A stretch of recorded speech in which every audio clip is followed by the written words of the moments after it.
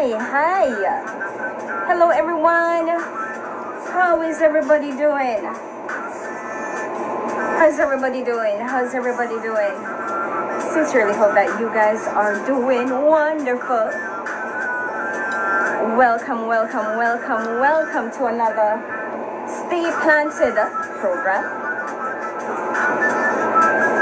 While we wait on Instagram to send out their notification, just want to say thank you guys so much for religiously coming on every time that I'm on. When I send enough love going out to you. Bless up.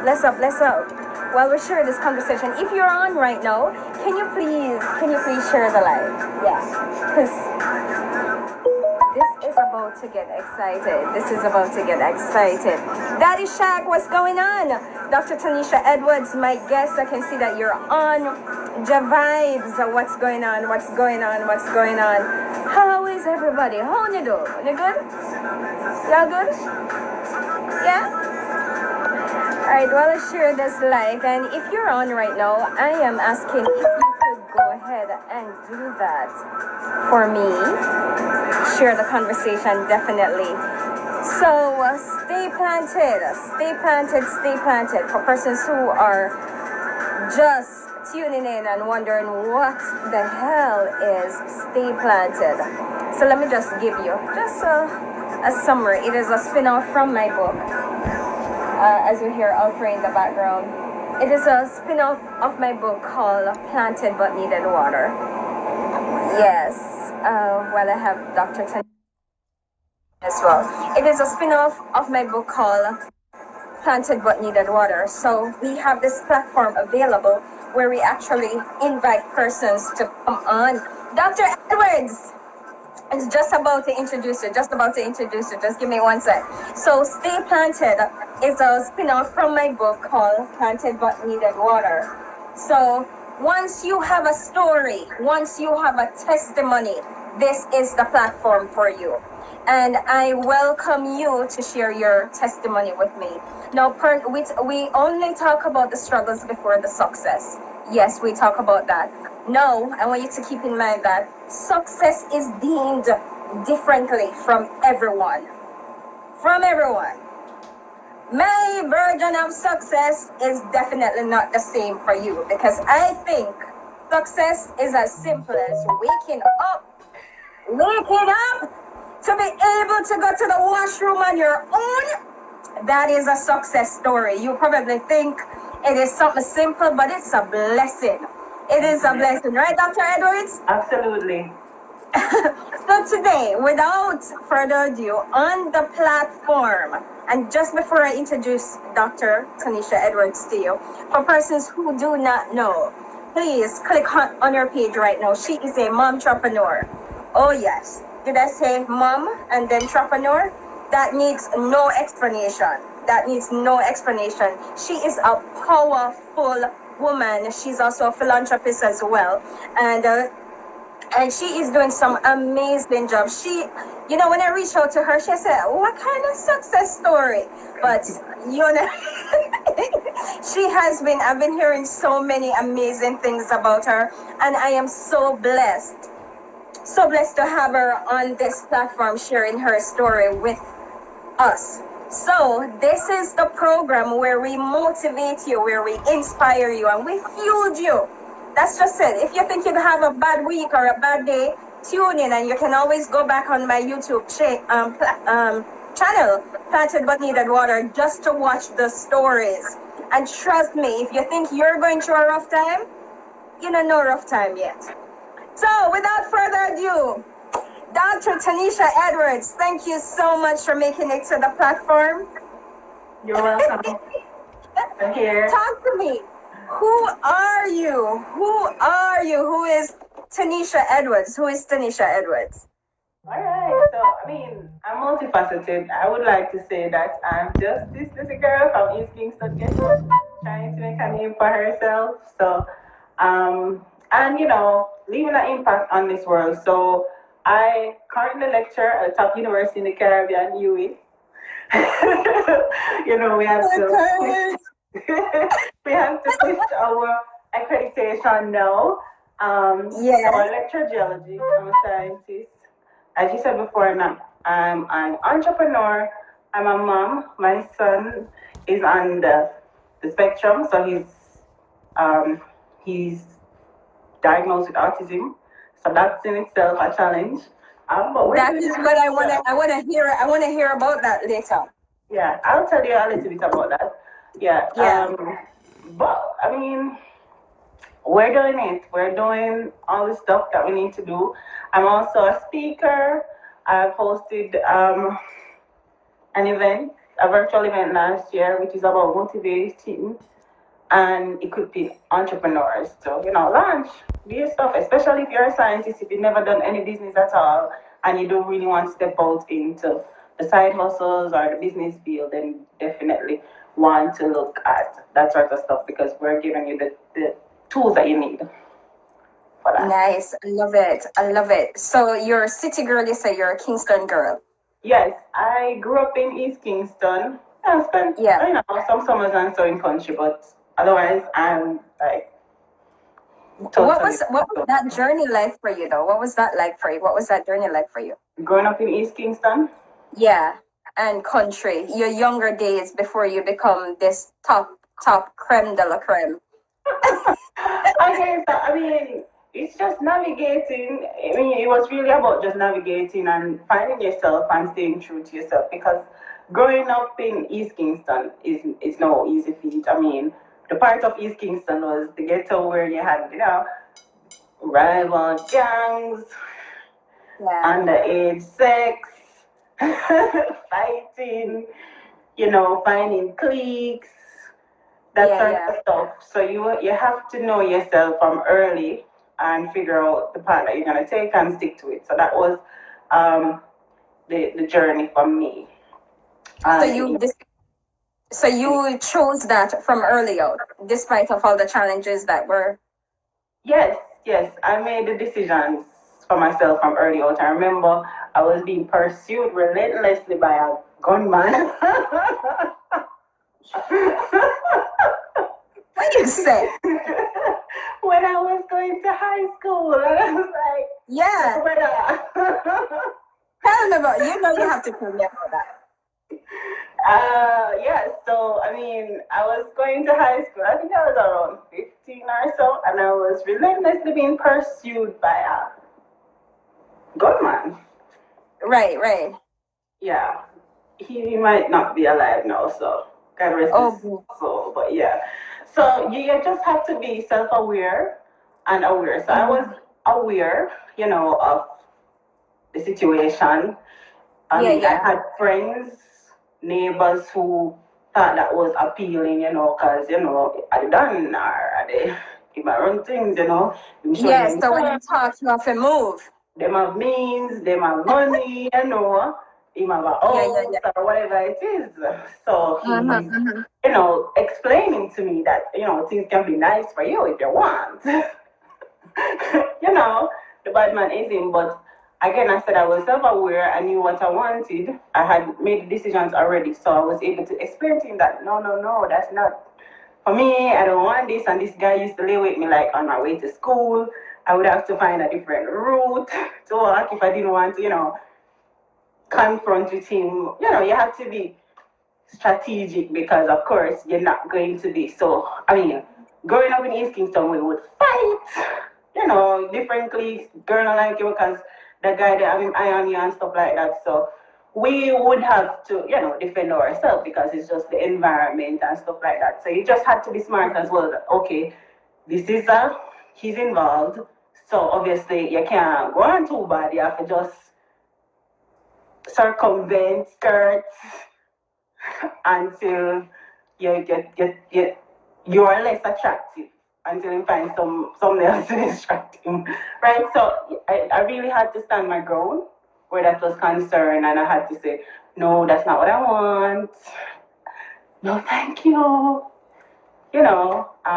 Right. But and then also being respectful at it because in these situations if you're going too much, too hard, too You sush, too mind? this, too that, it's easily Yes. seen as offensive and Yeah, so yeah, yeah, I yeah. mean it was just really understanding how to navigate all of that.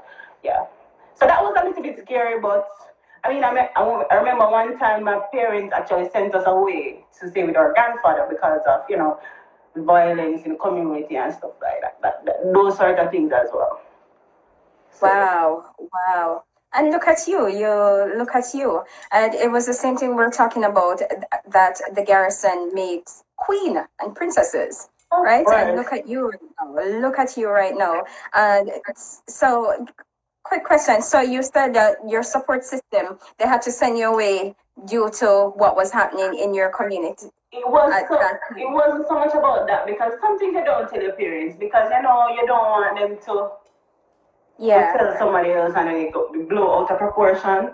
So it was really more about the gang violence that was going on and the shooting and the stuff. So yeah, we went to our grandfather's house. Me and my sister and I went there for a while. Okay. Wow, Dr. Edwards. And so that means you pretty much start the journey. You've been a strategic from a young age, man. So no doubt the reason why you're in the position that you're in, you've been fighting your entire life. So God literally has prepared you for all of these things that you're going through right now. Yes, had to be. And one of the reasons why I had this strong mind against that was because my mom had me as a teenager. She grew up in the same community and she had me as a teenager. So I made up my mind that I would not be a teenage mom. And so anything that would look like that to me, run! Put in a hand. And talk about breaking the generation curses, setting your own trend. I love that, and that's the challenge that we face now as in today's society. Many persons don't set their own trend. They say, okay, daddy used to do this, mommy used to do this, so I need to do the same as well. So I can totally relate to what you're saying. So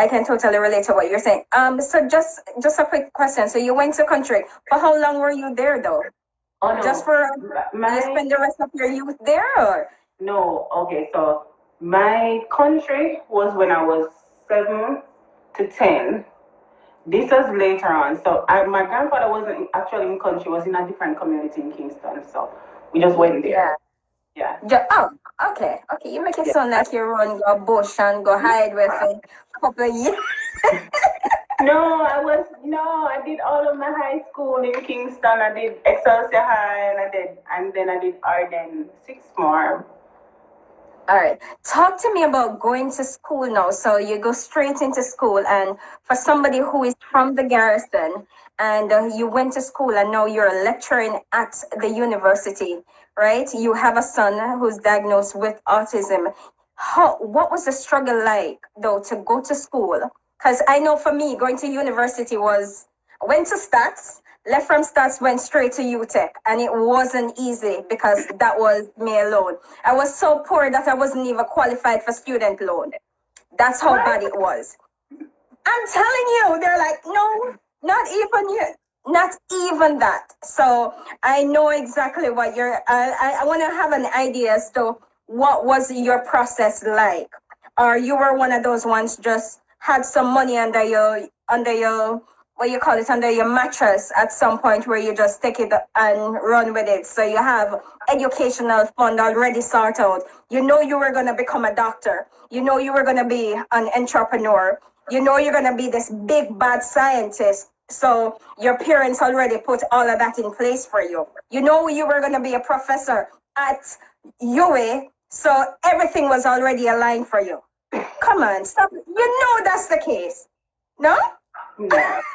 Okay, so let me say what actually happened.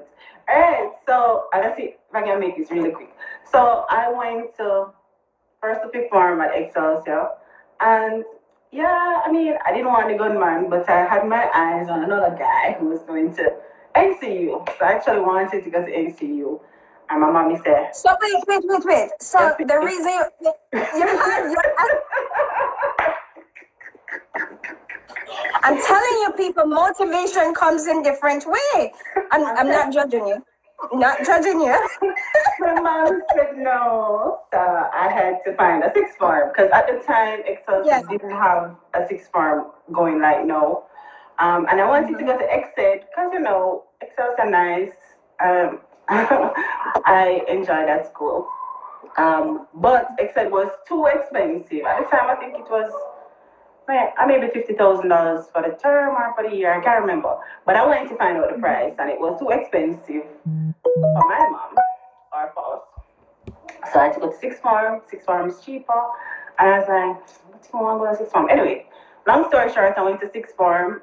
And then I decided that I wanted to go to university. Arden is a completely different scenario from Excelsior High. So people were there talking about university, SATs and a whole bunch of stuff. I'm like, SATs, what? You can get scholarship if you're bright and you do your SATs and stuff like that. So I was working from the age of around 15 or so, like part time. So that actually helped me to find resources for exams, pay for CXCs and stuff like that. Because my mom, I was the first one, but she has 5 children, so it's a lot of school fees and stuff like that. So um, I wanted to help out because by the time you get to 18, in fact, my grandfather told me when I finished fifth form that I should go and work. I was so upset because I'm like, yeah, but you're not gonna make the money. Anyway, so I wanted to go to school and I had to find a way. So I was doing my part-time work. Yeah. I worked with School of Excellence and that actually shaped my entrepreneurship desires because I saw these people making millions and so Nice. I that's imparted onto me. So I did the sixth form, I tried to do SATs, I got partial scholarships, but I wasn't able to fund, going abroad or any of that. So I had to settle with, good old UE, which is good. So I actually took a year off. I actually worked in the year that I was doing the SATs and trying to get those scholarships to go abroad. Didn't work out. I also had a boyfriend that said I wasn't really that motivated, but I wanted to see if I could do it. Yeah, Anyway, yeah, yeah. so I found out about the student loan, and if you're too poor, you better know what to write on the form. You see, I did not get that coaching. You understand? I did not get that coaching. Which is why But company that you keep is important. So I they did tell us not get that coaching at all. oh, so they tell you, so they tell you what to write on the form so you can get it, and they tell you who to go get as guarantor, and that was the hard part. In our community, one, people afraid to be guarantor, and two, not everybody have the resources, don't qualify to be guarantor, so they might even be willing to Exactly. qualify Exactly. so you're running up and down trying to get guarantor. So we did it. We got the guarantors. We stay when we were at going to student loan, we had to stay over because it was in such demand. You had Yeah, to go yeah. really early in the morning. That's the sort of drama to get your application in. Anyway, we did it and we got in. So I went to you on student loan and I had to work, to support the other side of you because you pay a school fee, but you need bus Yeah, yeah, yeah, fare, yeah. you need books, you need clothes because you is not uniform and the works. So I was always employed right throughout uni. Oh, I was a full-time student, so nice, nice, it was nice, a nice. challenge. And I must commend you on that as well. Working um, tirelessly just to support yourself and your family. I think I am so happy that I didn't talk to you before, because I would like. So I know what you're talking about. I've been through the same situation, so I understand exactly what you're saying regarding that. But boy, I wish I'd known you before so you could tell me exactly what to put on the form. And for persons who are listening right now or who will listen later on, you need to follow Dr. Tanisha Edwards. She will give you some tips regarding if you have intentions of going to university and not so sure exactly what step to take, please follow her, send her a direct message, and no doubt about it, she will be able to assist you. Sabrina, I see you send me a message saying that you want to go back to school and you want her to lecture you. Send her a message and she can work out something for you. Follow her and send her a message. So talk to me now. So one of the biggest thing I want you to touch on tonight, I know that the struggle was there, regardless of how small it might seem. As I always said, a struggle is a struggle despite of the magnitude, right?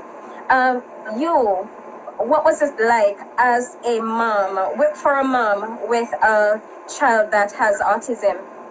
Because what's that journey like for you? Okay, First so of all, when you found out that this was the case, I want to hear what was that for you like, and the journey now, because I know it's a never-ending task. okay, so as I mentioned, or well, I didn't mention that part, but it's five of us, but I'm the oldest one. So our family is kind of close knit. So we don't have a lot of cousins that we're pretty close to. So Yeah. no, my son was the first grandchild. So I didn't have a lot of experience with kids, so I didn't know that he should have been babbling, or I didn't see any warning signs early on. But when he was like two, I was like, he's not talking. Why isn't he talking? You know, why is he so stubborn, or why is he so that? But being the person that I am, I'm not a very competitive person. I look for, motivation, but I don't try to compete or compare with people. And so I was I wasn't really looking for anybody to measure my child up to, and I didn't have anybody to measure my child up to either. So it's only when he was in school I noticed when I would go and pick him up that he wouldn't be with the other children because he was At what aggressive. age? That was at two-ish, but I was sending him Yeah. to school early because he wasn't talking, and I was sending him to like a Montessori. I was sending him to Montessori, but they didn't tell me anything because he was so young too. Montessori people, that's private school. Yeah, Just in case you're wondering. yeah. Anyway, so yeah, they really didn't really say anything to me, but I had some issues with, and I changed him, and then the school that I changed him to, the lady was like, but she didn't say anything to me, but I picked it up, and then so she gave him a term, and then she pulled me aside and she said, we, tried to give him a full term to see, if we would see improvements or whatever it is, but you think I should get him assessed. And so I started the procedure for that. And so by the time she told me that, I was like, what could she mean? And she was explaining to me, so I started doing the research myself. And so I was becoming aware, but of course I was in denial. And so I went to one doctor, never liked the response or the outlook that she was giving me, so I went to another one, a better, a more specialized specialist. He was told me the same thing, so I had to, make the decisions. At that point, I had to look at the recommendations, and I did that. So, I mean, I was more accepting. His father was less accepting. He's like, no,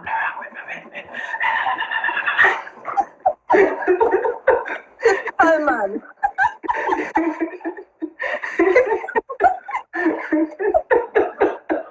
Typical man. I'm you sorry. know, that stuff. That sort of thing. But yeah. So we started. So I had to stand ground and say we have to do what is the best thing, the early intervention, whatever it is, whatever it took. That's what I had to do, and so I started making decisions and sacrifices and stuff like that for him. So, I mean, yeah, it was very difficult. I mean, understanding why I was having issues because tantrums, all of the behavioral issues.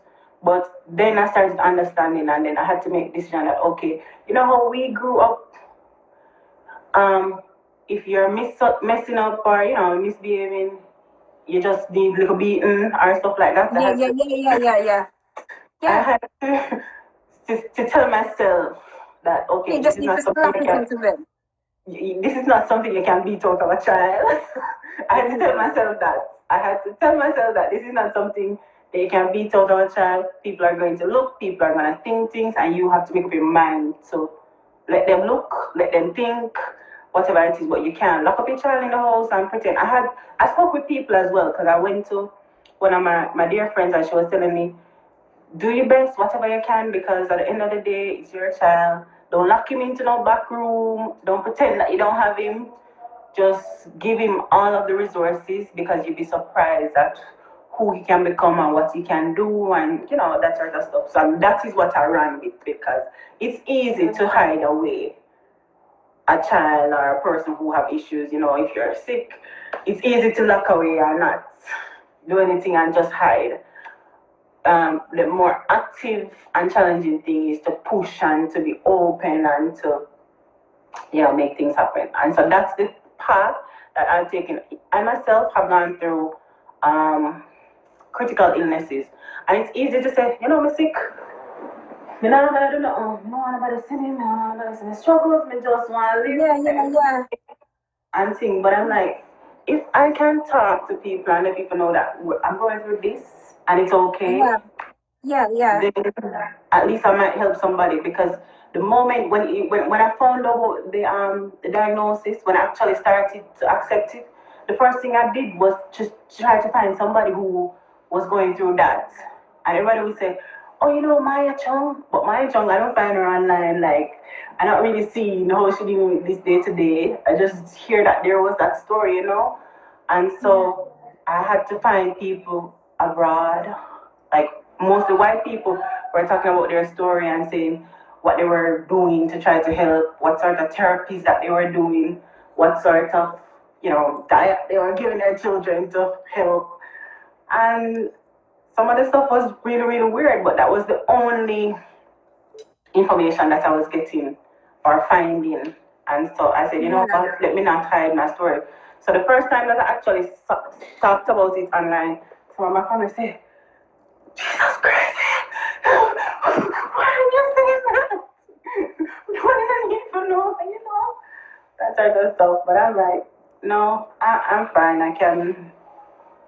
And I appreciate you sharing that, because as you said, there are a lot of persons out there, and Prashana just said it as well. Some persons just want to stay private where this is concerned, but if you don't have the resources available to help somebody else, there's several moms who are experiencing the same issue like you, and it's because of your story that will actually help them. And I'm so blessed due to the fact that you decide that you're actually talking about this. I am so grateful for it. The other thing that I wanted to ask you though is that, oftentimes persons ask, how is the child doing? But nobody ever asks, how are the parents? What was the process like? It's just like when you just have a baby, everybody, oh, she's so cute, or he's so cute, how's the baby? But nobody remember how stressed you are. Nobody, you don't sleep at night, you don't eat. This kid is on your breast the whole time. You have to be sleeping in one position, waking up lean. Nobody asks, how is the mom or how is the dad doing? So tonight I'm gonna ask you, hey Marsha Destiny, so tonight I'm gonna ask you, how are you doing? What was the process like for you? Because I know you're the one who has been on your feet the entire time, finding the resources, making sure that the kid is properly fed, diet, everything. You have to be outsourcing all of this by yourself, being the superwoman that you are. But how are you doing? How do you take care of yourself? What was that process right now for persons who are listening? What was your strategy? Asking for help. Asking for help. Asking for help, because if you don't ask for help, people think that you have it, under control. So for me, that was my strategy, asking for help. I would say to my mom, I need a break. And she said, oh, if she's busy, I'll let me know. So she did have something to do. She not going to say no. She said, okay, Sandy. Bless her soul. So, that helped me. So I could get a break to take care of myself and that sort of stuff. Also, the other grandparents helped a lot. So I have to be grateful. So asking for help was the way that I navigated, especially the self-help, that sort of stuff concerning my son. And I'm okay. I mean, sometimes it's difficult. In the earlier stages, it was difficult. I used to, cry. I used to be upset. I used to say, why me? But as as I progress and process, it has become much easier. I mean, my son, I wouldn't change him for the world because he's fun, he's loving, he's so smart. So I mean, and also I had a very difficult time during the pregnancy. Both of us almost died. So it's like a miracle to me. So there's nothing that could make it bad for me. So I mean, apart from the actual issue of just dealing with the diagnosis. After that, I was like, this boy is still my miracle child. So I'm just waiting to see what is going to unfold with him. So I'm very optimistic concerning his future anyway. Talk about a blessing, eh? A blessing despite of challenges. You said that both of you almost died. You want to dwell on that? I can talk about it because it's not something that people talk about. I had him at 7 months. I had severe preeclampsia. I didn't even take it serious when they told me because I've never heard. People don't talk about these things that could go wrong in pregnancy. Again, I was the first person in my immediate family to get pregnant at 30 years old. So it's not like, I mean, I didn't feel like I was too old to get pregnant, and I certainly wasn't young, but I didn't feel like I was at risk at all. Um, One of my friends had just delivered a baby the year before, and I was like, yeah, man, I can do this. She had a good, nice time. So I went and I used her doctor that she used. I asked her everything. She was my reference. I didn't go read anything. She was my reference, and if she said so, and that's what I was doing. And then they told me that my results were off, and I had to be evaluated. And by the time I quit, they were admitting me into high risk at 6 months.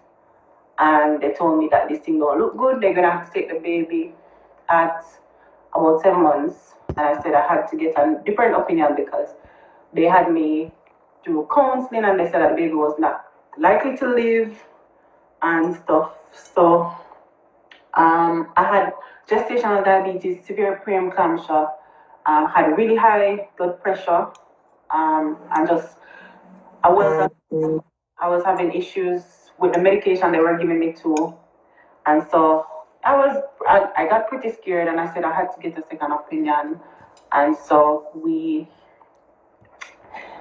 don't want to say this online, but I'll just be transparent. I had to request a self discharge, and I went and took a flight and went to get a different opinion. Um, so I got, I mean, they came to the same conclusions, but I just had a little bit better care, maybe. You remark, yeah. And the prognosis for the child was much better. And so that is how he managed to survive.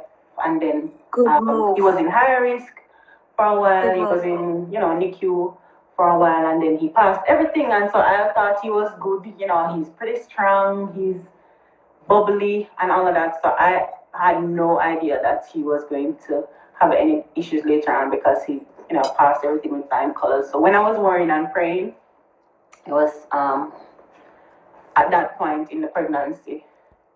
And then he came through all of that really good stuff. As I said, I'm still optimistic that he'll come through really good for the rest of it because at one point they didn't feel him at all.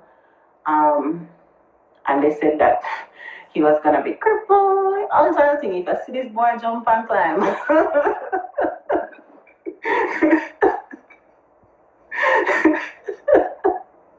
So I mean, so that was the issue. But if your doctor tell you that you have issues, don't play around.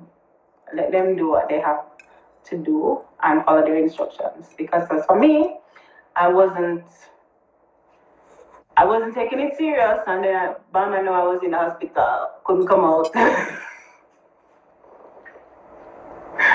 Yeah, only God. God really came through for that. I remember I was praying, especially when I was on that flight because I was told not to do that, and I was like, "Little boy, it's a good time to kick now."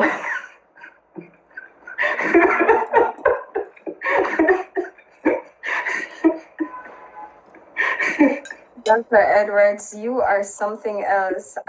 You are something else. You are something else.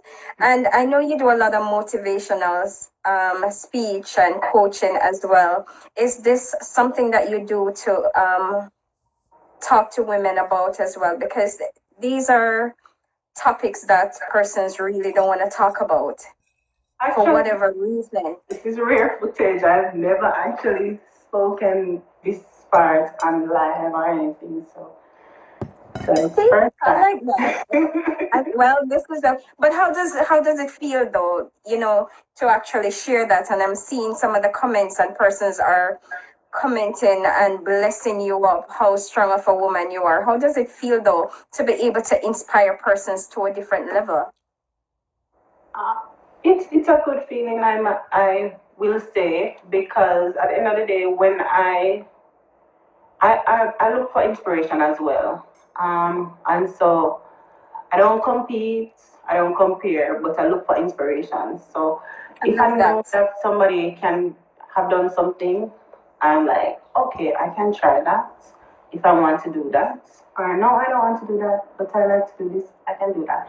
So yes, I look for inspiration and I look for testimonies and those things motivate me. So I'm happy that if I can impart those because sometimes it's we're limited to our little circle, of what is near to us. So even though I might have a bigger circle and I might meet some people or hear some people talk, their story. Maybe my friend next door or my little sister might not be in that room or that circle. So if I can tell my story, maybe I'll bless somebody, my immediate circle. So I don't mind. I'm happy to do it. A very straightforward. I'm very shy, introverted, but if you get me talking, I will tell you everything. I don't hide any secrets. I go back and I help.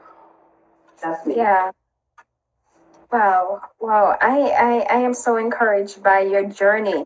And then when we're talking, you were like, what kind of struggles?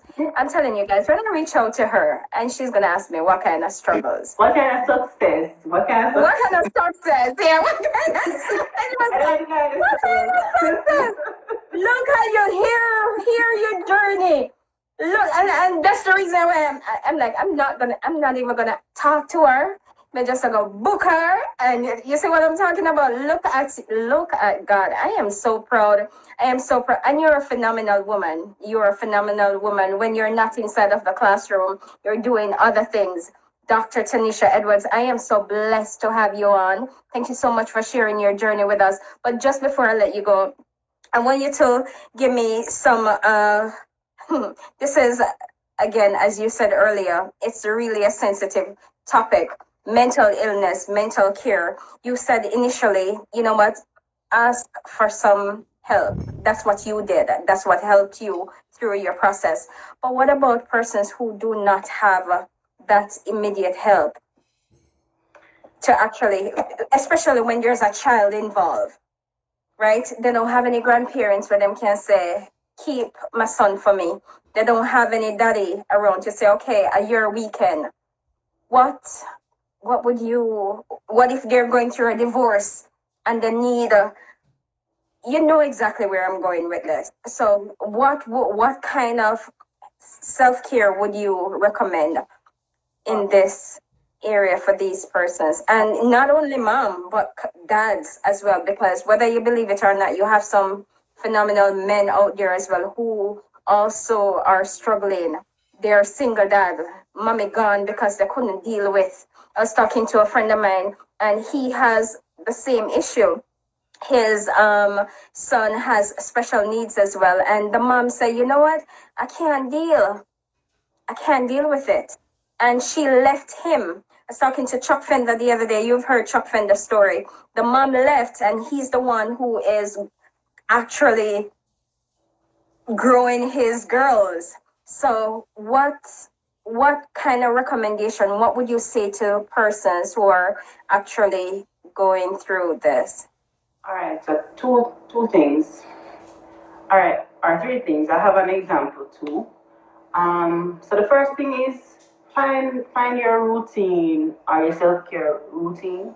So whether it is early in the morning or late in the evening, music helps. I can testify that music helps. So whether you're a Christian, if you're Christian, Christian music helps. If you're not a Christian, music helps. So it's just whatever music you like, move to the music, get in the groove of the music. So that really helps. If you can find the time for the music, that helps with lifting off some of the burdens. So that's one. Two, find a relationship with, I'm a Christian, so find your relationship with God. If you're not a Christian and you subscribe to other things, find something bigger than yourself to to kind of help grow you. I'm a Christian, so I'm going to advocate for the Christian God. Um, and then the third thing is, if you don't have family and you might not have friends that are able to help, you have to be intentional about finding new friends who you can trust, who can help you. Makes sense.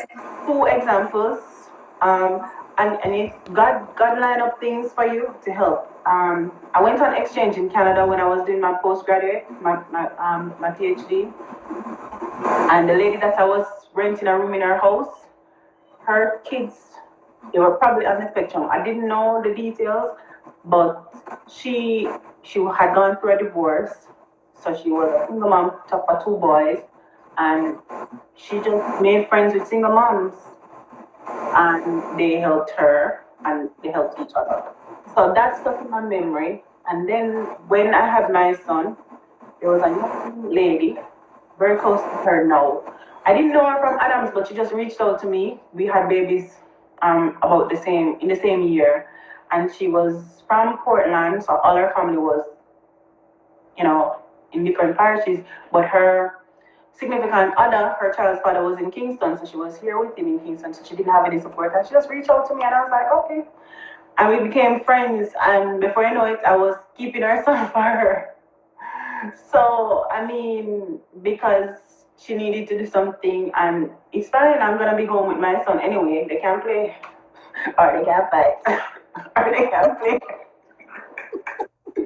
I just watch them and make sure they don't hurt each other, you know what I mean? But I was a safe place for her. She knew that her child would be fed. You know, he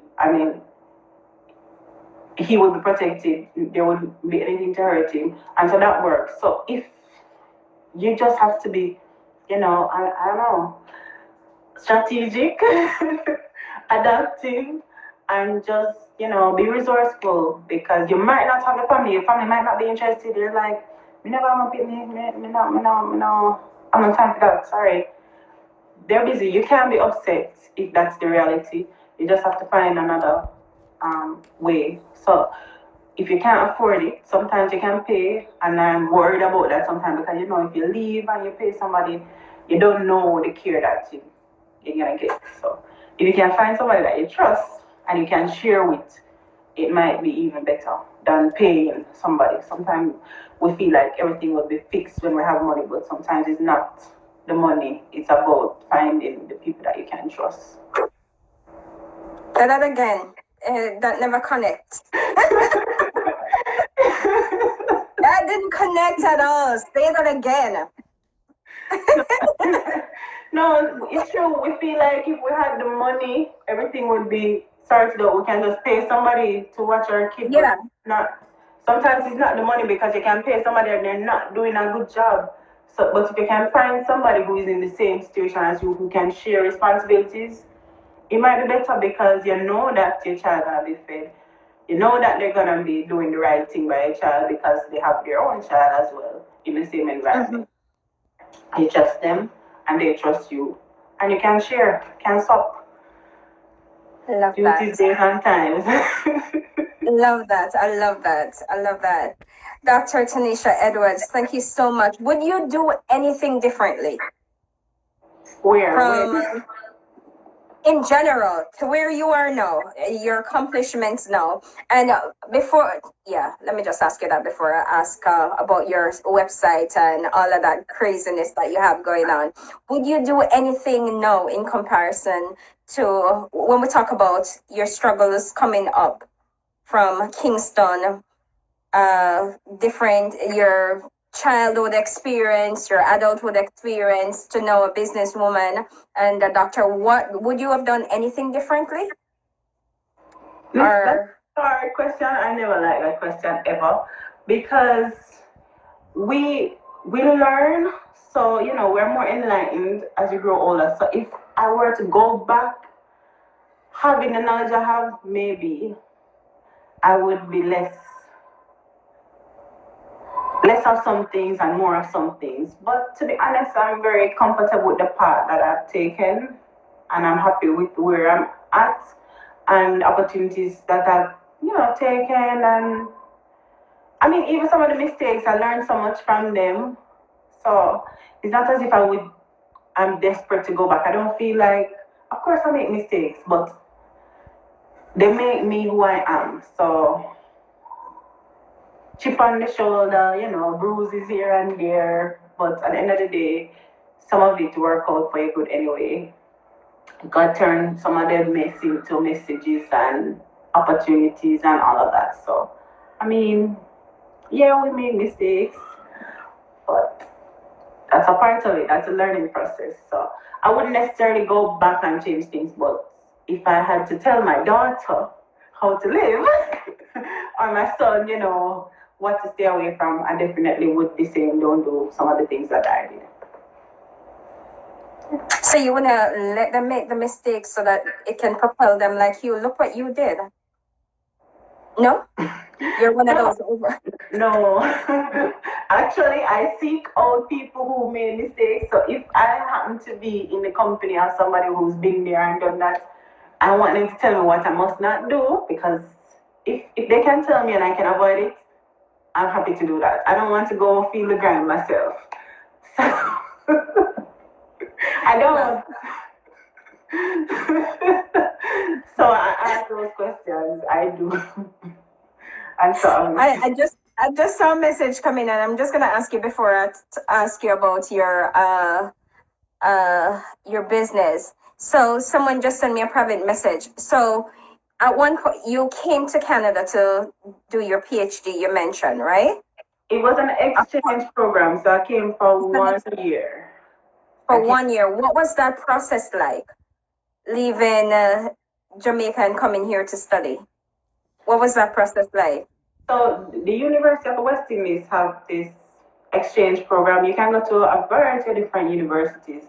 Canada was attractive because they give you more most money. So that was the defining factor for me. But I really wanted to access a top lab to do my research.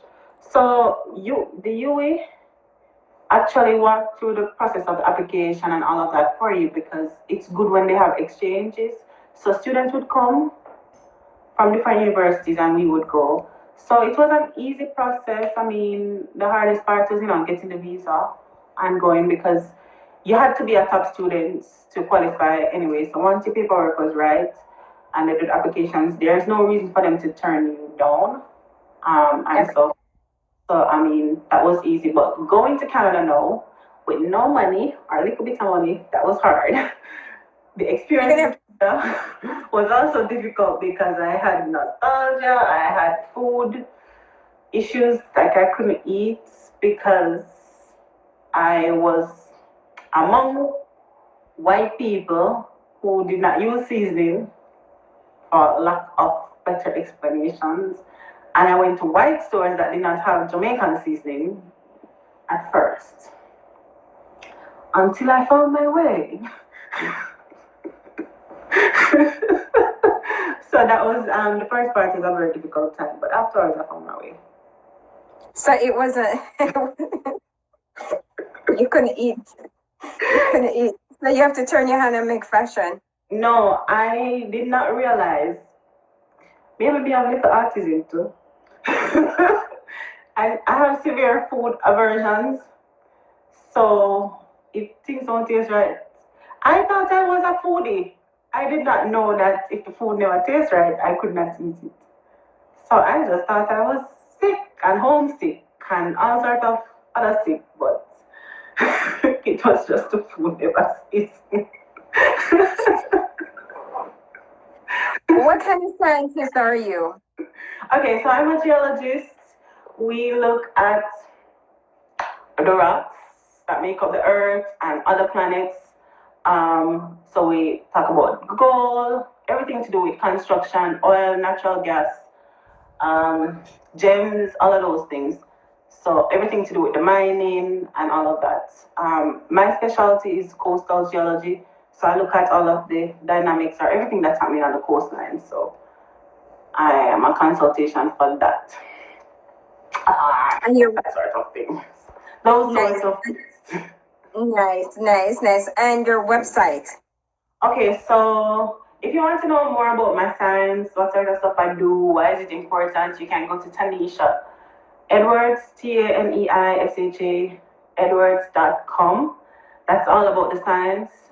Also, the founder of the Big Virtual Business Conference and Expo. It's an annual event that will keep to train and to equip would-be entrepreneurs, aspiring entrepreneurs, new entrepreneurs to, navigate the marketplace, to build up the courage to launch a product, whether it's digital or physical, or just to navigate the marketplace because the marketplace is for everybody. And if you want more money, more freedom, more whatever it is, you can access. You can access. You don't have to feel timid because you've never done a business course or because you're a scientist or because you've not gone through university or any of those things. And even if you've gone through university and you feel like, oh no, I'm trained to be an employee. And for some reason, you don't buy the employee thing anymore, or you still buy it, but you just want something on the side to cushion you, then this is going to be the place for you. So that's bigvirtualbusinessce.com. Nice. So once they have a business idea and they're interested in seeing exactly how this will work, they just touch base with you. And this is where you do your coaching and mentorship as well, right? Yes, there is some coaching and mentorship involved. Yeah, that means you actually teach me or tell me where to go and get some funding if I need it. Funding, yes. I mean, there is funding on the local because my audience is a little bit diverse, but there's local funding. So for those who want to know about local funding, I can definitely help navigate that. There's local funding for small business ideas, entrepreneurship, all that stuff, and grants and a whole bunch of stuff. So you dabbling a lot of stuff. You dabbling and what I am most. I've always been that way. And I used to think that something was wrong with me. And a lot of people, especially in academia, would look at me like, you're not right. You need to focus. And I actually used to feel guilty and I used to hide and, that sort of stuff. But I realized that some of the great people, dabbling a whole heap of things. And when I say dabble, I don't mean a bad word like, Yeah. I know. Yeah, but they're very diverse. They've diversified their portfolios and they're not fearful of trying new things and going where the market is going because we're in a shift now. And if you don't position